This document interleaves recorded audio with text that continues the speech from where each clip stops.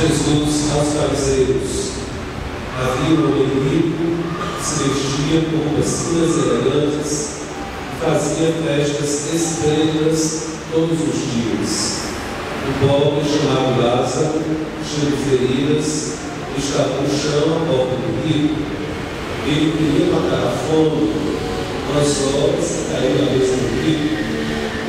E além disso, os cachorros lambem suas feridas. Quando o pobre morreu, os anjos levaram para junto de Abraão.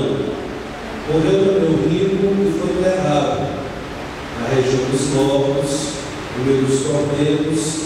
O rico levantou os olhos e de longe a Abraão, com Lázaro ao seu lado. Então gritou: Pai Abraão, tem piedade de mim. Manda Lázaro molhar a boca dele para me refrescar a língua, porque sofro muito nestas chamas. Mas Abraão respondeu: Filho, lembra-te, e tu recebeste teus bens durante a vida, e Lázaro, por sua vez, os males. Agora, porém, ele encontra que consolo e tu és atormentado. E além disso, há um grande abismo entre nós. Por mais que eu desejasse, não poderia passar aqui para junto de vós, e nem os daí poderiam atravessar até nós.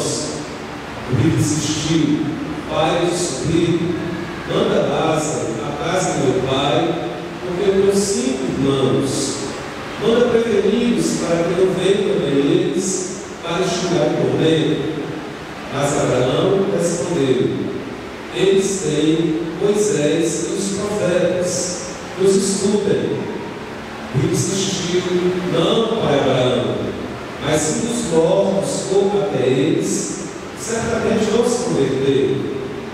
Mas Abraão lhe disse: Se não escutam a Moisés nem aos profetas, eles não acreditarão, mesmo que alguém ressuscite dos mortos. Palavra da salvação. Glória a vós, Senhor. Para combinar, nós estamos hoje em particular da história da nossa igreja. Como dizia Papa Emérito XVI, publica a sua renúncia, e saber da gravidade, a responsabilidade deixava se renunciar, mas também sabia da grande novidade do seu ato, da sua decisão.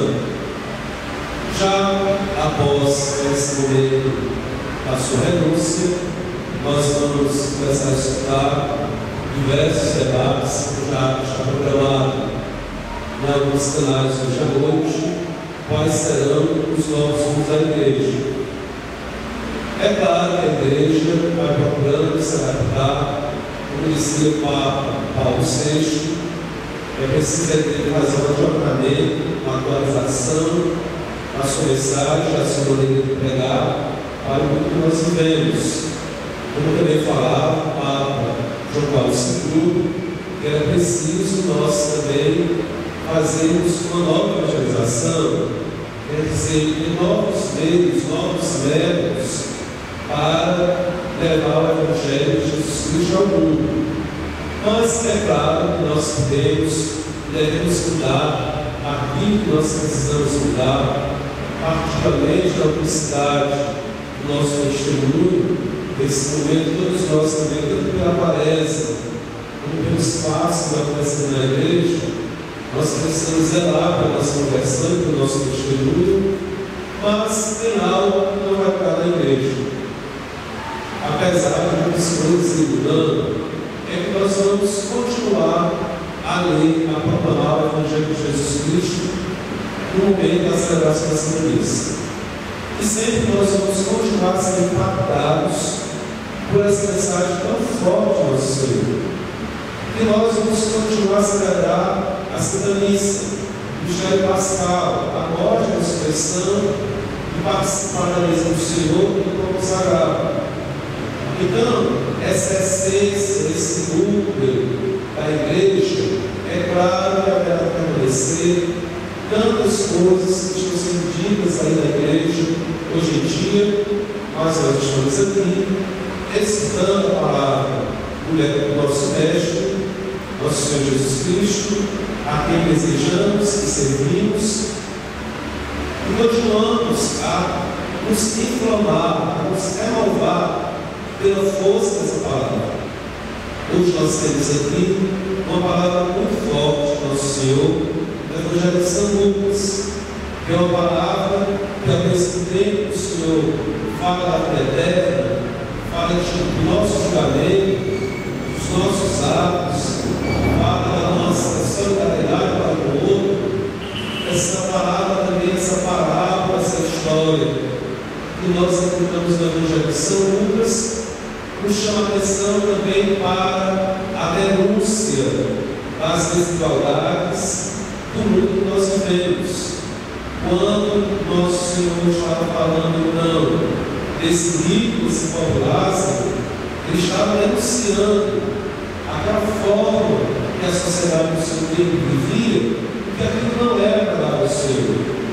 Depois o próprio João Paulo II vai dizer de uma forma assim, mais forte, que essa parábola, infelizmente, não acontece apenas por causa da nossa casa, não acontece apenas assim, em um lugar separado, mas hoje o mundo é um mundo dividido em rico e pobre Lázaro.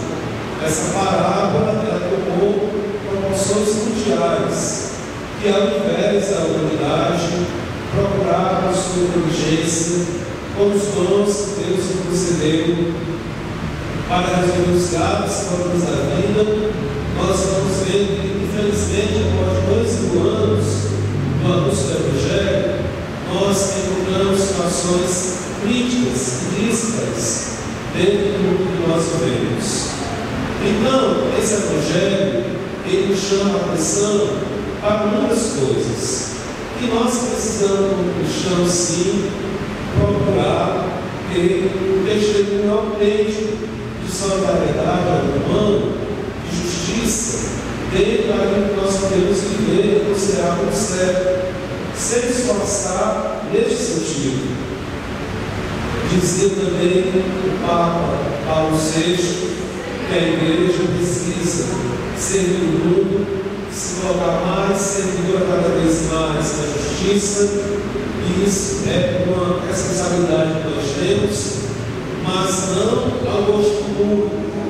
É claro que é dito, é colocado, que a igreja precisa se atualizar, porque a igreja está ultrapassada em diversas colocações, particularmente nos direitos civis, como alguns querem ver esses direitos civis, mas é claro, a igreja precisa ter essa força, e tem essa força dentro de si, para servir ao mundo, não no gosto do mundo, mas com a direção profética que ela recebeu do Senhor. Nós temos então aqui essa mensagem do Cristo do Evangelho de São Lucas, que é uma mensagem profética que chama a todos nós a lutarmos por soluções mais adequadas na vida que nós temos. Papa Paulo VI escreveu em 1907, logo após o encerramento do concílio, o Concílio Vaticano II em 1905.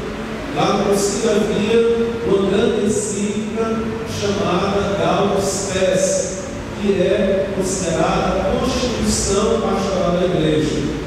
Quando se diz a Constituição, se diz que são as normas básicas que a Igreja tem. É falado em relação aos outros concílios anteriores, a Igreja do Vaticano II foi muito feliz com a forma de falar. E antes, quando a Igreja terminava o concílio, quem não acreditava naquilo, não concordava com aquilo, era anátema, estava completamente excomungado. Nós não encontramos esses anátemas dentro do concílio, mas o concílio não deixa de dizer no seu texto que é um grave pecado contra Deus, contra a humanidade, se fazer guerra e destruir cidades inteiras em nome de uma questão bélica. Está lá no texto do concílio. Não diz assim que é escutado, mas diz que é um grave pecado contra Deus. Em outras palavras, nós podemos ter uma condenação. Tem diversas situações também que o texto diz que são graves crimes e, vamos dizer, que vão para Deus também. Aí vai citando o fratricídio, o aborto, vai citando o tráfico de pessoas humanas e tantas outras coisas, terrorismo. O versículo diz que faz terrorismo, está escondado, mas diz que é algo grave. Então, lá no texto do concílio, da palavra espécie, nós temos diversas considerações sobre aquilo que deve nortear nossa vida cristã, na parte da vida social. Mas lá após, o Papa Paulo VI, ele escreveu uma nova encíclica chamada Popular Progresso, e dizia que a igreja precisava ser convocada não tanto para as teorias, mas para a ação. O Papa naquela época estava muito preocupado com a ação da igreja no campo da justiça, tanto assim que o texto que ele escreveu na época para os representantes da ONU e para os representantes da FAO, que era responsável pela alimentação do mundo. Lá no texto do Paulo VI, a Popular Progresso, ele diz uma coisa bastante interessante. Ele diz que não bastava mais as mesmas ações missionárias da igreja, porque a igreja tinha feito, ao longo dos séculos, diversas ações missionárias, mas nós nos encontrávamos com a situação de mundo de grande justiça. Basta ver o caso da América Latina, da África. Eu quero preciso que os missionários pudessem ter novas ações para ter novas incidências, para que a sociedade fosse diferente, para que a humanidade fosse diferente. E a luz que nós temos aqui no texto do Evangelho, para que, como também nos dizia João Paulo II, essa situação nos agravasse cada vez mais a nível mundial.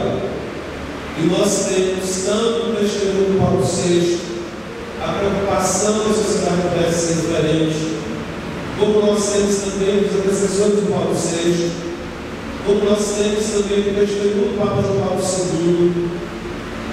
Papa João Paulo II, na passagem do milênio, ele fez uma campanha junto aos países ricos, junto aos bancos mundiais, para que as dívidas dos países pobres fossem perdoadas. Foi solicitado também ao Brasil que perdoasse dívidas em países africanos, para que o nosso país ainda no mercado internacional.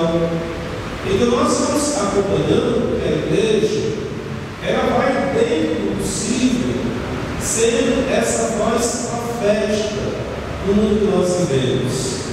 Mas também o texto hoje nos apresenta algo muito radical. Por favor, manda lá uma pessoa, porque senão os meus parentes também não ficarem assim lá sombrio. Aí tem a palavra de Abraão, mesmo que assistiu os olhos, não vão acreditar.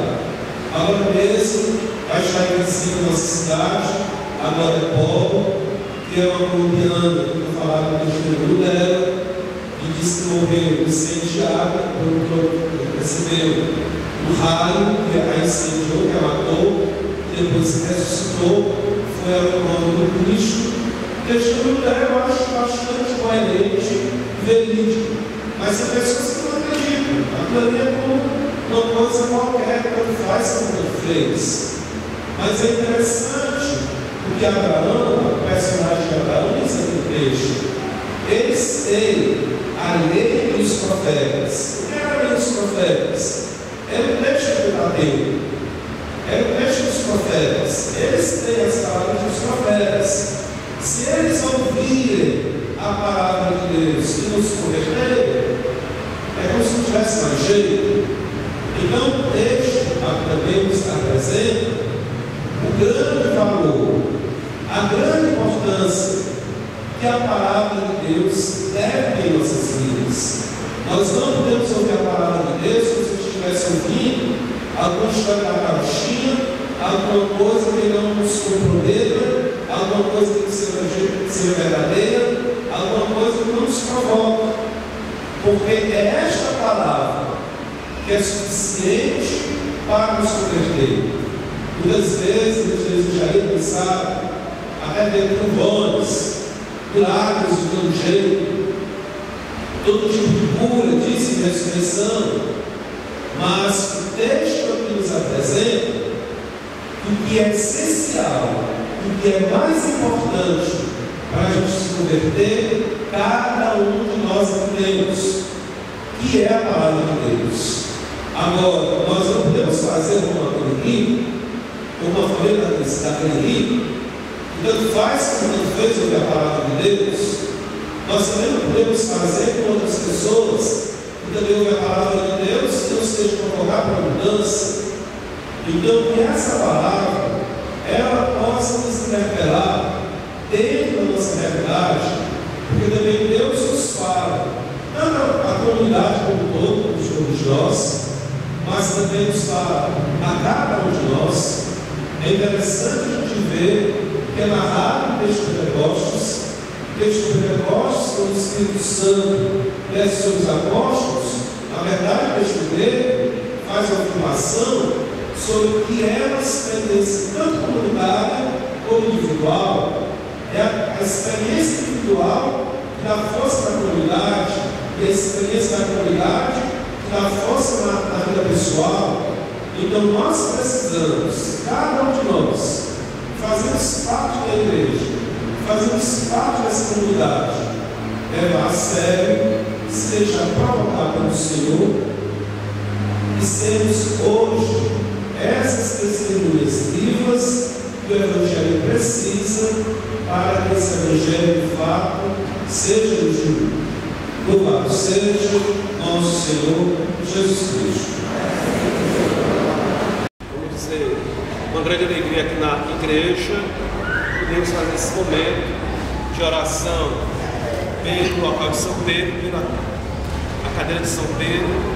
Como eu disse para vocês no final da missa, é uma grande responsabilidade nossa. Quando eu estive em Roma, tive a oportunidade em 2005 de pegar a cadeira pagante, depois a Papa João Paulo II. Uma coisa que me impressionou muito na igreja de Roma foi a força que o pessoal tem de oração quando o Papa morre. É uma coisa incrível, gente. Já estive conversando em algumas missas sobre isso. Os católicos de Roma enchem aquela praça e ficam, bem dizendo, maioritariamente de vigília. E muitas vezes a noite inteira de vigília pelos seus culpados, pelos seus São Pedro. Então você sente assim que a igreja reza, mas não reza de qualquer maneira, reza intensamente pelo sucessor de São Pedro. Então eu fiquei assim espantado com a força da igreja naquele período, porque muitas vezes a gente fica, a cidade de Roma é assim, é o lado pagão, pensa também para a igreja, tem um outro lado assim, uma fé bem viva. Então quando eu tiver aqueles momentos, aqueles testemunhos, eles se impressionam. E eu tive então essa experiência da seriedade e da responsabilidade que os católicos de Roma têm de rezar nesse momento. É claro que todos nós, como católicos, todos nós como fiéis, como comunidade cristã, de pastoral de comunidade, as nossas participações de igreja, nós temos esse cuidado e essa atenção de rezar também pelos culpados. Inclusive, nós na Santa Missa sempre rezamos, nós nos suplicamos de uma forma particular, muito especial, ao Ministério de São Pedro, que a gente chama de Ministério Petrino. Nós temos essa ligação muito forte, mas é interessante que na nossa tradição de vida cristã, católica, a gente também esteja bastante atento nesse momento, para que a gente crie em nós uma tradição de oração particular, especial, de vigílias, quem sabe, se nós formos crescendo nesse espírito, pela cadeira, pela sede vagante, para que seja ocupada por aquele mesmo que é escolhido pelo Espírito Santo. Eu, particularmente, estou achando bem interessante essa renúncia do capítulo 16. Particularmente é uma novidade, mas é algo que é possível, estava previsto na igreja. Eu estou achando bastante interessante o testemunho dele. Ele tem se manifestado assim, do seu lado mais humano, né? Mais meio para toda a humanidade, para a sociedade. Muitas pessoas estão sendo admiradas da fragilidade do lado humano que ele tem. Ao mesmo tempo, a gente vê que existe nos meios de comunicação, parece por um ou por outro lado, uma tentativa de querer denegrir a igreja. Foi feita a pergunta ao Papa, foi feita a afirmação ao Bento XVI, que a igreja estava sofrendo muito ataque da mídia. Ele disse de uma forma muito bonita assim: não, a mídia não está atacando, a mídia quer compreender. Tudo bem que a mídia quer compreender. Muitos programas que eu estive vendo hoje, coisas que a gente lê, a gente vê mesmo uma abertura de certos jornalistas para tentar compreender o fato do que está acontecendo, mas já tem outros que a gente vê claramente que o negócio mesmo é bater na igreja. Então esse momento é um momento delicado para nós, porque, como eu já tinha dizendo em outro momento, uma das características da nossa igreja é a cadeira de São Pedro. Então nós temos então essa responsabilidade de rezar de uma forma intensa hoje, para que a missão da igreja possa, né, segundo o impulso do Espírito Santo, continuar com força e com a graça de Deus. Então vamos nos preparar para receber o Santíssimo Sacramento.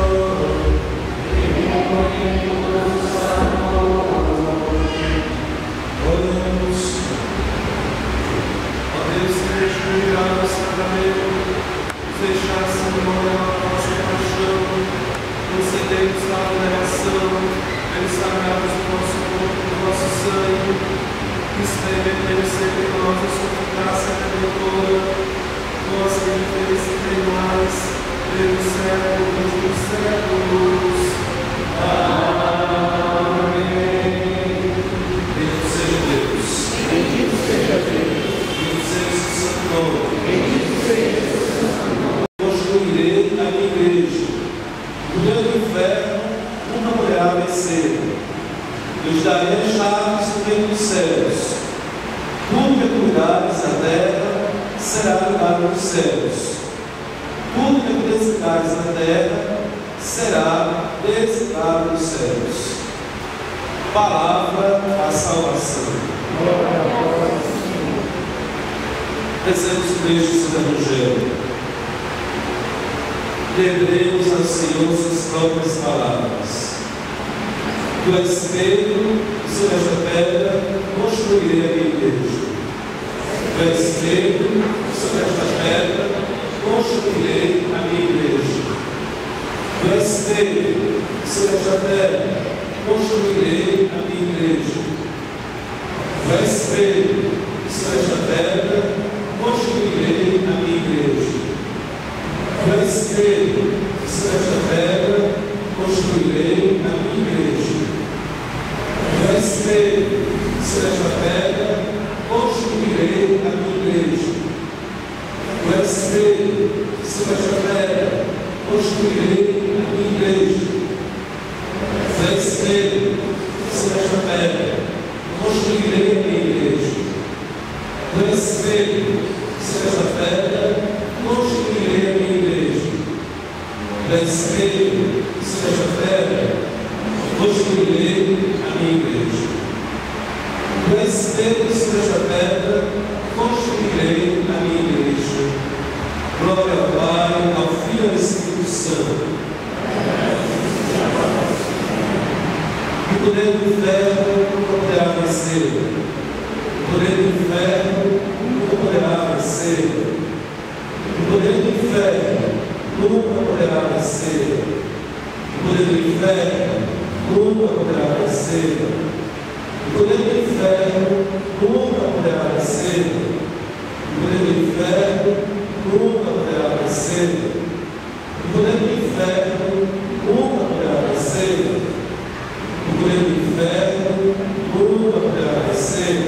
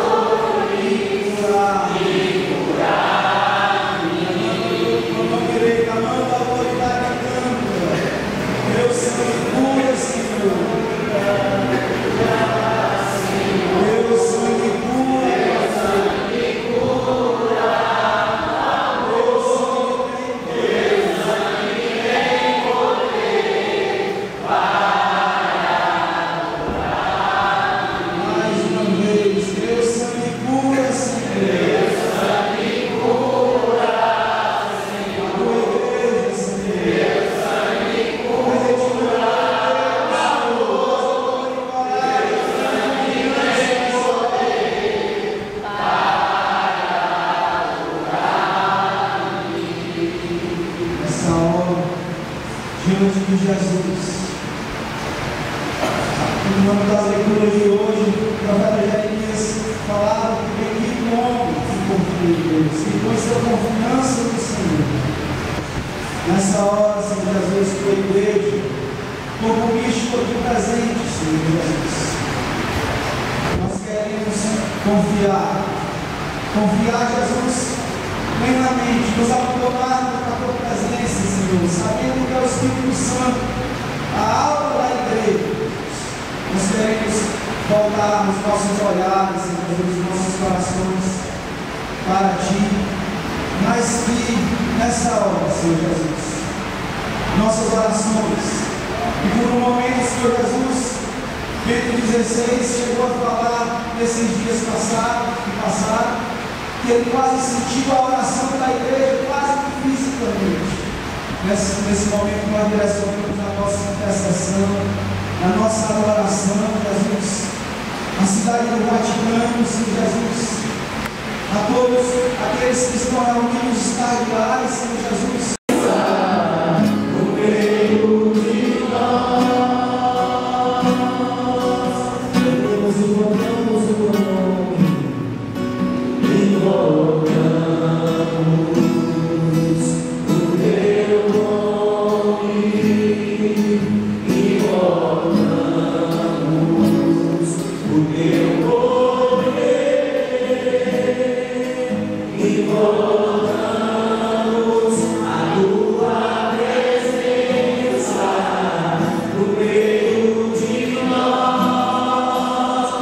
Os nossos braços, peçamos, não feche.